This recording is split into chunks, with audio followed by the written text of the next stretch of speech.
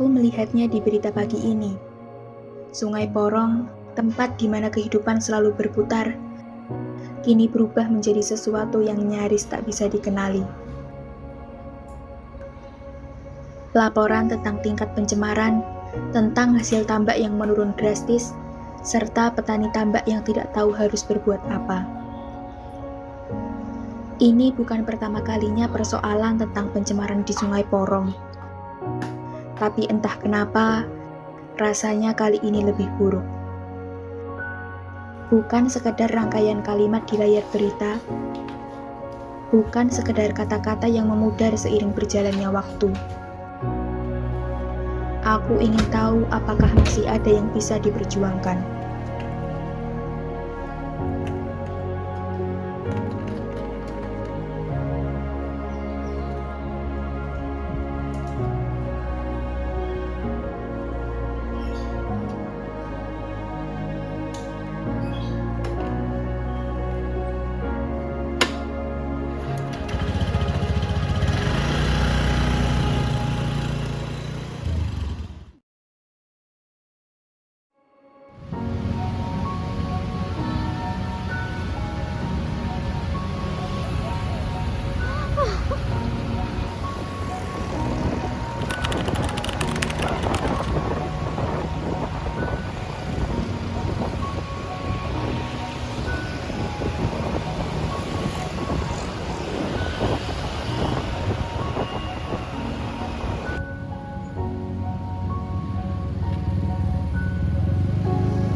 Sungai Porong terletak di perbatasan antara Kabupaten Sidoarjo dengan Kabupaten Pasuruan, merupakan daerah aliran Sungai Brantas.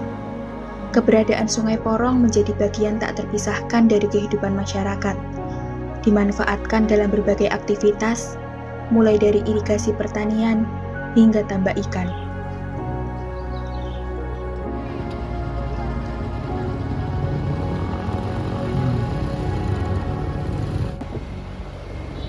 Kami mendatangi salah satu tambak ikan yang berada di Desa Permisan, Kecamatan Jabon.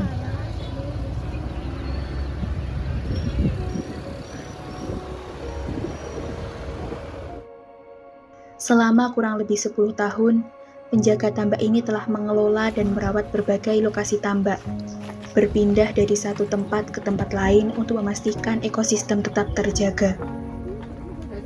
Pengalamannya memberikan gambaran tentang bagaimana kondisi air telah berubah dari waktu ke waktu. Air yang digunakan dalam pengairan tambak tersebut berasal dari sumur bor. Pengoboran sumur bukanlah hal yang bisa dilakukan begitu saja, namun harus melalui izin dari Pertamina, mengingat daerah ini juga menjadi wilayah pengeboran minyak. Koordinasi yang ketat dibutuhkan agar pengeboran sesuai dengan titik yang telah ditetapkan, yakni mencapai kedalaman sekitar 120 meter untuk mendapatkan air tawar. Namun, hanya satu tambak saja yang menggunakan sumur tersebut, sedangkan tambak yang lainnya hanya mengandalkan aliran air Sungai Porong, sumber yang menjadi bagian dari kehidupan masyarakat. Penjaga tambak terus berusaha menjaga keseimbangan yang ada. Pipa aliran air diperbaiki untuk memastikan distribusi tetap berjalan sebagaimana mestinya. Setiap tindakan kecil menyimpan harapan besar, agar tambak tetap bertahan dalam menghadapi tantangan yang semakin nyata.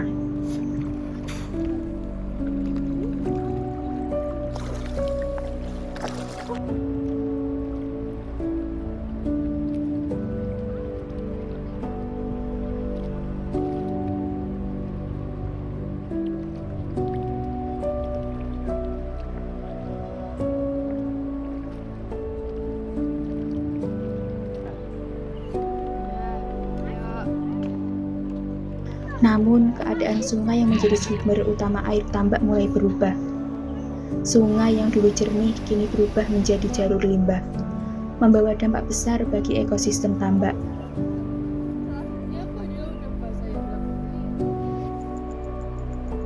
Kematian ikan massal menjadi salah satu bukti bahwa keadaan sungai sedang tidak baik-baik saja.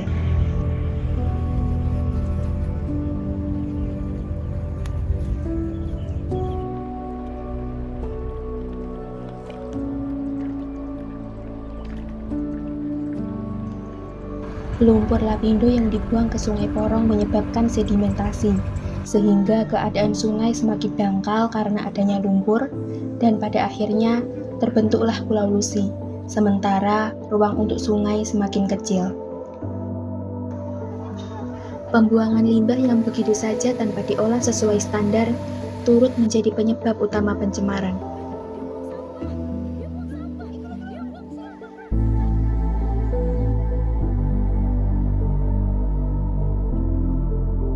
Alih-alih menjadi sumber kehidupan, Sungai Porong perlahan berubah menjadi korban eksploitasi industri yang abai terhadap tanggung jawabnya.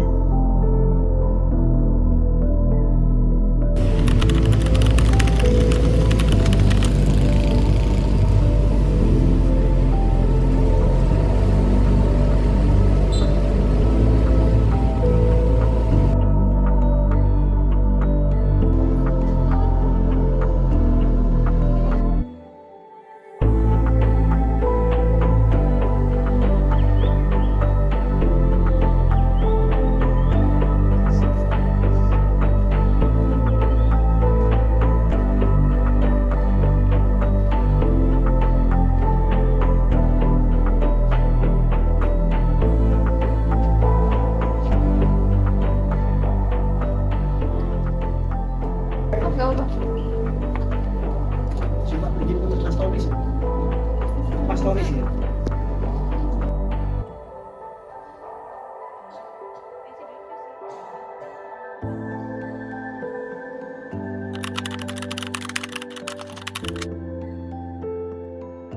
Ya, kalau menurut kami kualitas Sungai Porong sendiri saat ini sudah sangat tercemar ya, karena yang kita tahu Sungai Berantas itu kan sungai terpanjang di Jawa Timur ya, dilewatin oleh beberapa kota ya, dari Hulu Malang, tengah di Gresik, Mojokerto, kemudian yang berakhir di Surabaya. Menurut kami ya sepanjang Sungai Porong, anak Sungai Berantas ini memang tercemar karena banyaknya industri juga, industri yang membuang limbahnya di Sungai Porong.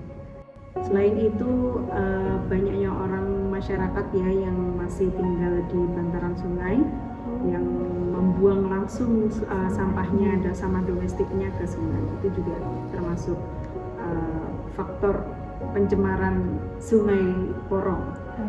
Selain industri ya sepanjang Sungai Porong seperti industri kertas, Eratama ya yang saya tahu, Eratama, kemudian ada Mekabox, ada Pakerin, Dayasa, yang memang pabrik-pabrik kertas ini yang membuang limbah cairnya ke Sungai Porong tanpa diolah saat malam hari ya terutama.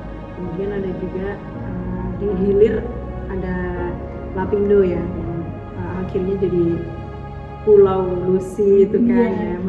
Menurut saya sendiri ya itu juga berpengaruh ya terhadap pencemaran Sungai Porong, karena kan akhirnya terjadi sedimentasi, sehingga sedimentasi ini akhirnya merusak ekosistem sungai yang mana yang kita lihat sampai terjadinya terbentuknya Pulau Lusi. Itu kan tandanya adalah sungainya udah tersedimentasi, jadi semakin dangkal karena lumpur kan. Nah, akhirnya membentuk pulau baru, sementara ruang untuk sungai itu semakin kecil, jadi ekosistem juga terancam juga. Salah satunya ekosistem sungai ya, ikan, biota air itu juga terancam juga karena terjadinya sedimentasi akibat lumpur lapindo ini.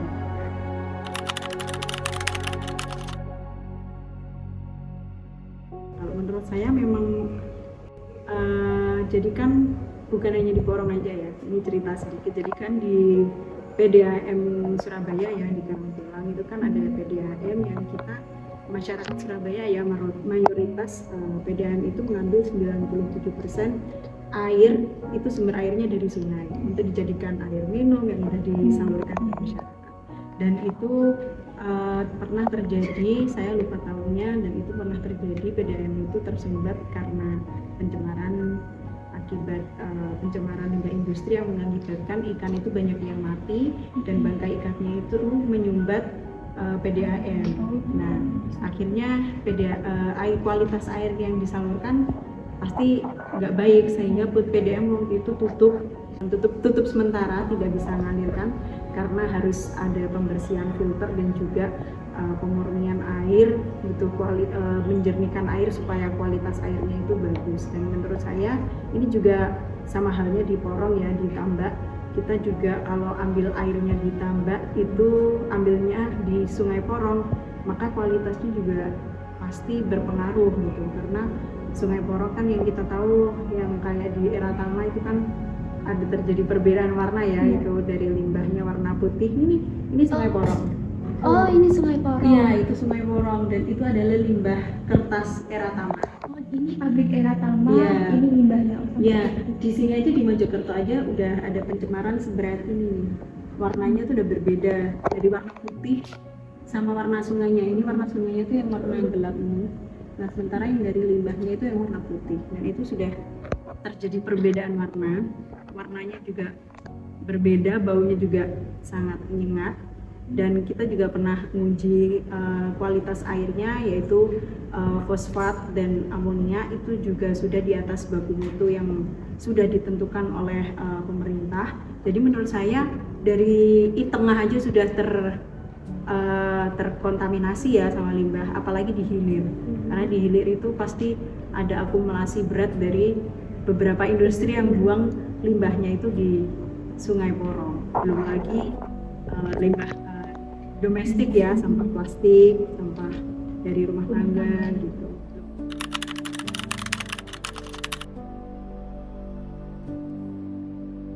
Jadi waktu tahun 2023 kami itu sempat menemani jurnalis juga untuk menguji sampel ikan yang ada di Sungai Porong.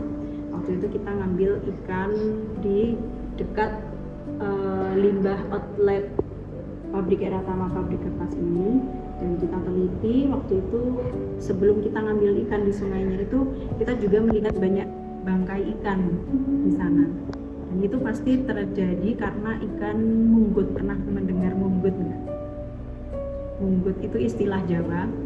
Jadi kita menyebutnya munggut itu ikan yang dia itu mabuk dan ke atas karena dia nggak ada di air itu nggak ada cukup oksigen, sehingga dia ke atas mabuk dan akhirnya banyak yang mati, ikan mati masak. Nah, itu kita nyebutnya munggut. Dan itu kami kira ya itu pasti karena ulah pencemaran limbah pabrik kertas sehingga menyebabkan ikan itu munggut atau ikan mati masak. Dari hasil uji mikroplastiknya ternyata waktu itu ada sekitar, saya lupa berapa ekor, tapi memang positif terkontaminasi mikroplastik.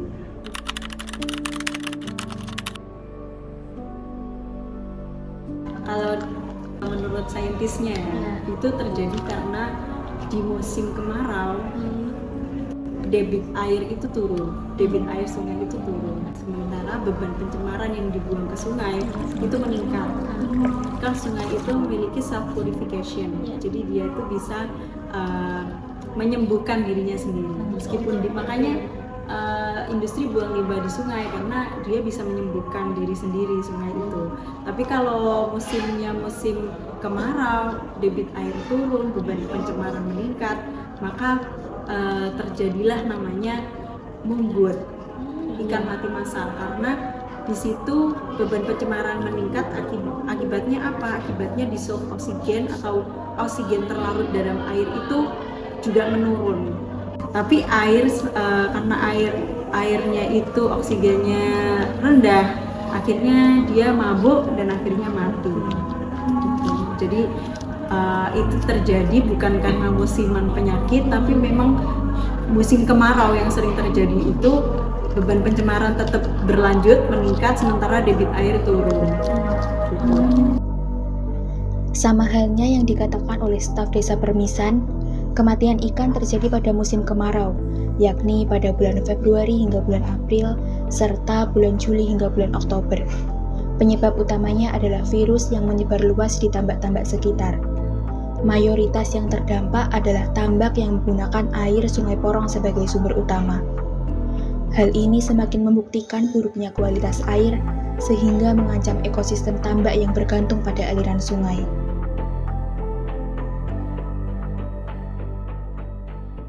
Sekitar tahun 2019 kami Ekoton itu pernah menggugat 3 instansi pemerintah, salah satunya Kementerian Lingkungan Hidup, Gubernur Jawa Timur, dan juga Menteri PUPR. Jadi 3 instansi ini kami gugat karena kelalaiannya terhadap pencemaran Kali Brantas, salah satunya ikan mati massal yang terjadi di Sungai Brantas ya. Sungai Brantas yang terjadi ya di Sungai Porong, ya di Kali Surabaya, ya di Brantasnya sendiri. Nanti kami menggugat itu.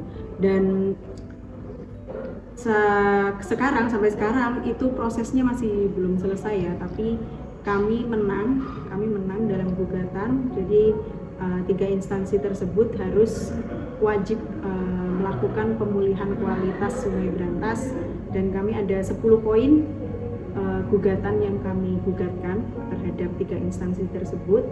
Saya nggak hafal, nanti mungkin bisa di search ya, gugatan Ekoton terhadap 3 instansi di Kali Brantas. Tapi intinya adalah kita menggugat untuk pemerintah itu lalai, ternyata pemerintah itu lalai pencemaran Kali Brantas gitu. Jadi mereka harus bertanggung jawab untuk memulihkan Sungai Brantas gitu.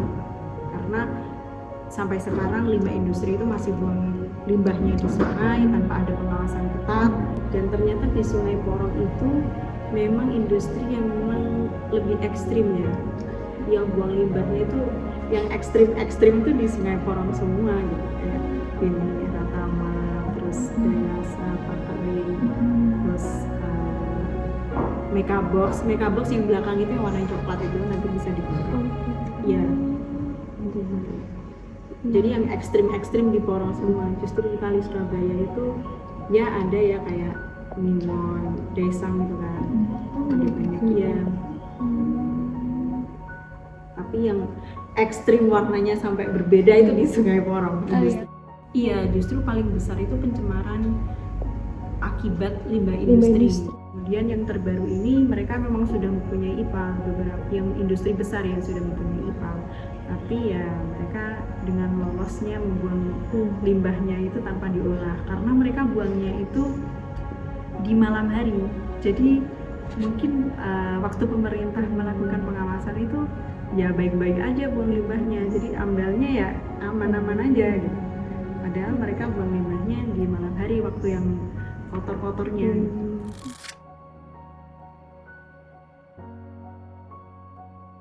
Sungai yang dulu menjadi sumber kehidupan, kini juga menjadi tempat pembuangan.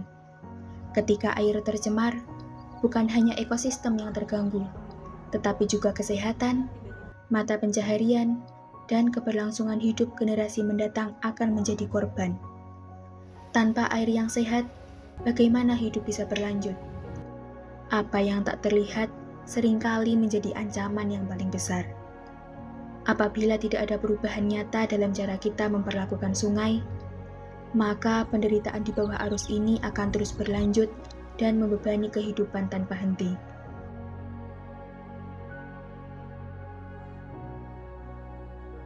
Sungai tak bisa bersuara. Ia hanya mengalir, menerima apapun yang diberikan kepadanya. Lumpur, limbah, dan sisa kehidupan.